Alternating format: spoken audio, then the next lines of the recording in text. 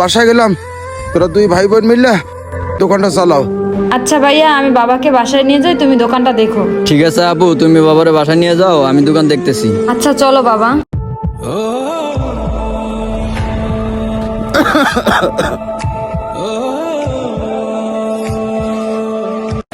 শোন, এই মেয়েটা সুন্দরী দিকে চায়ের দোকানে চা বিক্রি করে দেখে তুই খারাপ ভাবলি?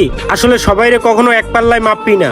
আর তুই কি বললি চায়ের দোকানের মেয়েরা খারাপ? আসলে তুই সব মেয়েরে একরকম ভাবিস না। শোন, এই মেয়েটা গরিব বলে চা বিক্রি করতেছে, তার ফ্যামিলিতে বাবা অসুস্থ, তার বাবা অসুস্থ দেখে সে আজ নিজে তাদের দোকানে চা বিক্রি করতেছে। আরে তুই আর আমি এই বয়সে লেখাপড়া করে ভালো একটা চাকরি করতেছি, আর ওই সুন্দর মেয়েটা চা বিক্রি করতেছে। আজ হয়তো ওই মেয়েটার বিয়ে হলে স্বামীর ঘরে থাকার কথা ছিল, কিন্তু ফ্যামিলির অভাবের কারণে সে আজ তার দোকানেই চা বিক্রি করতেছে।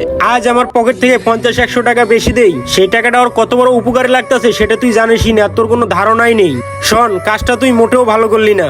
সো গাইস, আমাদের ভিডিওটি যদি ভালো লেগে থাকে অবশ্যই লাইক কমেন্ট শেয়ার করে আমাদের পাশেই থাকবেন। সম্পূর্ণ ভিডিওটি দেখার জন্য আপনাদেরকে অসংখ্য ধন্যবাদ।